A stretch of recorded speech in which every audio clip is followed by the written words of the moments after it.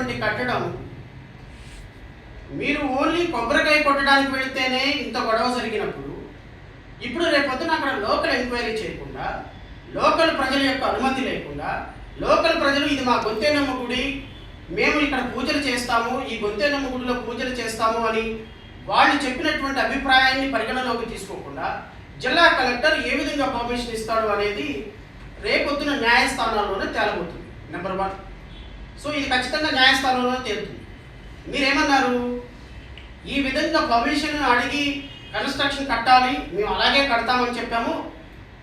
మా ఆకివీడులో 113 చర్చిలకి పర్మిషన్స్ లేవు, 113 చర్చిల్ని నేను రేపటి నుంచి పడేస్తాను, ఎవడు అడ్డొస్తాడో చూస్తాను అన్నాడు. నేను రఘురామకృష్ణరాజు గారిని అడుగుతున్నాను, రఘురామకృష్ణరాజు గారు, ఆకివీడి గ్రామంలో మీకు 113 చర్చిలే కనపడింది. ఈ రిలీజియస్ కన్స్ట్రక్షన్ అనేది it is not meant for only for churches, for ever kind information. ఈ రూల్ 26 అనేది రాష్ట్రంలో ఉన్న ప్రతి దేవాలయానికి, ప్రతి చర్చికి, ప్రతి మసీదుకి కూడా ఈక్వల్గా వర్తిస్తుంది. సో ఆకివీడిలో మీరు ఓన్లీ చర్చిలను మాత్రమే చూస్తున్నారు. నేనేమంటానంటే, మీరు చర్చిలను కూలగొట్టడం మొదలుపెట్టిన తరువాత చర్చిలకు సంబంధించినటువంటి కూలిపోయినటువంటి చర్చిలకు సంబంధించినటువంటి వాళ్ళు రేపు దేవాలయాలు కూడా కూల్చాలి అని ప్రయత్నం చేస్తే, మీరు 113 చర్చిలే పర్మిషన్స్ లేని చర్చిలు చూశారు. 1300 గుళ్ళకి పర్మిషనే లేదు మీ ఉండి కాన్స్టిట్యున్సీలో. 1300 గుళ్ళకి మీరు కావాలంటే ఎంక్వైరీ చేయండి వెళ్ళి. 1300 గుళ్ళకి రోడ్డు పక్కన ఉన్నటువంటి మనం రోడ్డు చిన్న పక్కన ఒక చిన్న దేవాలయాలు పెట్టుకొని ఒక పూజారి, పాపం నిరుపేద పూజారి ఓ దీపం పెట్టుకొని సాయంత్రానికి ఆంజనేయ స్వామి టెంపుల్లోనో, లేకపోతే చిన్న వెంకటేశ్వర స్వామి టెంపులో, లేకపోతే గ్రామదేవత టెంపుల్స్ పెట్టుకొని వాళ్ళు పూజ చేసుకొని కాస్త కుంకుమ పూజ చదువుకొని దండం పెట్టుకుని వెళ్తూ ఉంటారు. అలాంటి వాటిని కూడా తీసుకుంటే మొత్తం ఊండి కాన్స్టిట్యున్సీలో 1300 టెంపుల్స్కి, అక్కడ ఉన్నటువంటి మసీదులకి ఎప్పటికీ పర్మిషన్ లేదు. మీరు 113 చర్చల జోలికి వెళ్ళారనుకోండి, వాళ్ళందరూ ఈ 1300 గుళ్ళ జోలికి వస్తే ఏమవుతుంది రఘురామకృష్ణరాజు గారు? మీ యొక్క కాన్స్టిట్యున్సీలో మీరు ఓడిపోయినా గెలిచినా పర్లేదు, మీరు బొట్టికి మసి రాసుకొని కూర్చున్నారు, మీరు ఏదైతే అదేంది విడిచేసినోడు వీధికి పెద్ద అన్నట్టు మీరు అన్నీ విడిచేశారు కాబట్టి మీరు ఉండి కాన్స్టిట్యున్సీకి పెద్ద అయిపోయినారు. మీ దెబ్బతోటి మిగతా కాన్స్టిట్యున్సీలు దెబ్బ పడితే ఒక్కొక్క కాన్స్టిట్యున్సీలో రమారమి 2000 నుంచి 3000 గుళ్ళకి రాష్ట్రంలో దేనికి పర్మిషన్ లేదు, జిల్లా కలెక్టర్ పర్మిషన్. మరి ఈ విధంగా ఆర్ఎస్ఎస్ కార్యకర్తలతోటి, ఆర్ఎస్ఎస్ భావజాలంతో చర్చల మీద పడితే, వీళ్ళందరూ వచ్చి గుళ్ళ మీద పడితే ఏమైపోతుంది మత సామరస్యం ఈ రాష్ట్రంలో? ఒక్కసారి ఆలోచించమంటుంది. ఈ రాష్ట్రానికి ఒక డిప్యూటీ స్పీకర్గా చట్టాన్ని నేను గౌరవిస్తాను, నేను చట్టానికి బద్ధుడనే ఉన్నానని అంటున్నారు కదా. నిన్న హైకోర్టులో నేను పిటిషన్ వేసినప్పుడు కమిషనర్ అప్రూవల్ లేకుండా బిల్డింగ్ పర్మిషన్ కోసం, లేకపోతే కలెక్టర్ అప్రూవల్ లేకుండా రిలీజియస్ పర్మిషన్ కోసం మీరు ₹1 కోటి ఇప్పటికీ ఎలా కలెక్ట్ చేశారు ప్రజల డబ్బుల దగ్గర నుంచి అని నేను అడుగుతున్నాను. మీకు సమాధానం చెప్పండి. మీరు ఇంత సభ్యతగా, ఇంత చక్కగా రూల్ ప్రకారం మాట్లాడతారు.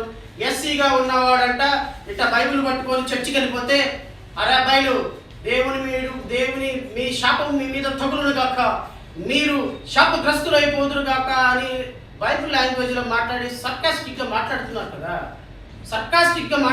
కదా. నేను అడుగుతున్నా, మీరు గవర్నమెంట్ అప్రూవల్ లేకుండా, కలెక్టర్ ఎన్ఓసి లేకుండా, మున్సిపల్ కమిషనర్ పర్మిషన్ లేకుండా ఏ విధంగా ₹1 కోటి కలెక్ట్ చేశారు? నేను హైకోర్టులో పిటిషన్ వేసిన తర్వాత నిన్న మున్సిపల్ కమిషనర్కి ప్లాన్ కోసం అప్లై చేశారా లేదా? మీరు రాష్ట్ర ప్రజలకు సమాధానం చెప్పండి. దేశవ్యాప్త సమస్యగా తీసుకొని రావాలి అనేటువంటి ఒక వైషమ్యాలు సృష్టించాలి అని చేసేటువంటి ఒక అత్యున్నతమైన స్థాయిలో ఉన్నటువంటి ఉపసభాపతి యొక్క నిజమైన వైఖరి నిన్న ప్రెస్ మీట్తో బయటపడింది.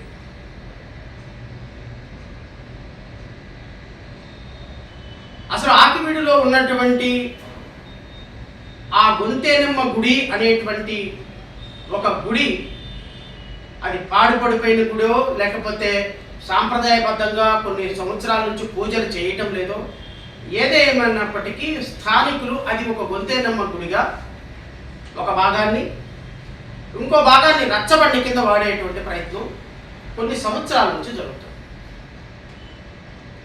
గొంతెనమ్మ గుడి అంటే అక్కడ ఉన్నటువంటి ఎస్సీ సామాజిక వర్గానికి సంబంధించినటువంటి వాళ్ళ గ్రామ దేవత. ఈ గొంతెనమ్మ గుడి గ్రామ దేవత అని చెప్పబోయేటువంటి ఈ టెంపుల్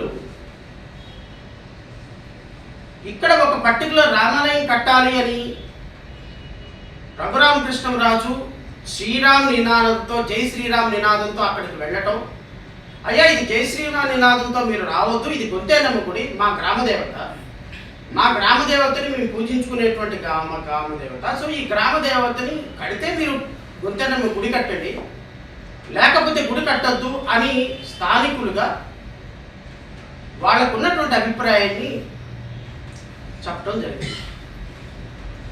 నేనేమంటానంటే ఎవరైతే ఇప్పుడు అక్కడ గుడి కట్టాలి, రామాలయం కట్టాలని ప్రయత్నం చేసేవాళ్ళు, మీరు రేపు అక్కడికి రోజు వెళ్ళి పూజలు చేయరు. మీరు ఈవెన్ శ్రీరామనవమికి ఒక్కసారి కూడా అక్కడికి వెళ్ళని పరిస్థితి. మీరు నిన్నే ప్రకటించారు నేను నెక్స్ట్ నరసాపురం నుంచి ఎంపీగా పోటీ చేస్తాను. మీరు రేపొద్దున ఉండి కాన్స్టిట్యున్సీలో పోటీ చేసే ఉద్దేశం కూడా మీకు లేదు. ఎందుకు లేదు అంటే మీరు అక్కడ పోటీ చేస్తే ఏం జరుగుతుందో మీకు బాగా తెలుసు.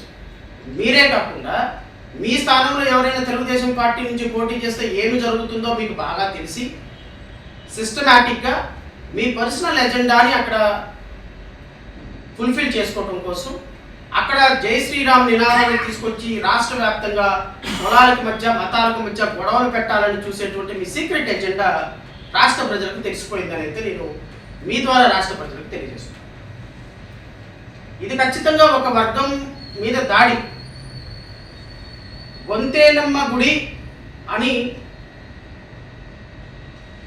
లోకల్ ప్రజలు, అక్కడ ఉన్నటువంటి ఎస్సీ గ్రామంలో, ఎస్సీ పేటలో ఉన్న ప్రజలు అడుగుతున్నప్పుడు వాళ్ళు ఏం చర్చి కట్టమంటం లేదే. అక్కడ నేను అడుగుతున్న రఘురామకృష్ణరాజు గారిని, వారు అక్కడ చర్చి కట్టమంటున్నారా? కాదు, అక్కడ గుడి కట్టమంటున్నారు. ఏం గుడి కట్టమంటున్నారు? గొంతెనమ్మ గుడి కట్టాలి అంటున్నారు. ఎందుకు అంటే నిన్న రఘురామకృష్ణరాజు గారు చూపించినట్టుగా ఇక్కడ 19 నిన్న ఆయన ఏదో ఎఫ్ఎల్ఆర్ లేకపోతే ఏదో చూపించడం జరిగింది.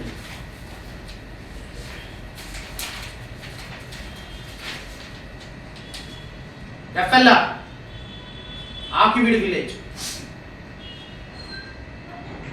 ఇది 1930s ఇక్కడ రాసి ఉంది గుడి అని. ఏం గుడి ఉంది? రామాలయం అని అయితే లేదు ఇక్కడ. నిన్న రఘురామకృష్ణరాజు గారు చూపించినట్టుగా ఇది కొన్ని సంవత్సరాల నుంచి గుడి అని ఉంది. ఏం గుడి అని ఉంది? లోకల్ ప్రజలు చెప్తున్నట్టుగా అది గొంతెనమ్మ గుడి అంటున్నారు. వాళ్ళు లోకల్ వాళ్ళు కూడా అడుగుతుంది అక్కడ గొంతెనమ్మ గుడి కట్టండి, మా గ్రామ దేవత. సో వాళ్ళ సాంప్రదాయాల ప్రకారం, వాళ్ళకున్న అవకాశం ప్రకారం, వాళ్ళ స్థానిక ప్రదేశంలో, వాళ్ళ ఎస్సీ పేటలో ఏ గుడి కట్టుకోవాలి అనేది డిసైడ్ చేయాల్సింది ఉండిలో కూర్చున్న, నర్సాపురంలో కూర్చున్న రఘురామకృష్ణరాజు కాదు కదా. లోకల్ ప్రజలు డిసైడ్ చేసుకుంటారు, ఆ ప్రాంత ప్రజలు డిసైడ్ చేసుకుంటారు. ఆల్రెడీ గొంతెమ్మ గుడి కట్టుకొని దానికి వాళ్ళు గ్రామ దేవతగా పూజలు చేసుకుంటారు. దానికి మీకు వచ్చినటువంటి అభ్యంతరం ఏందని అడుగుతున్నారు.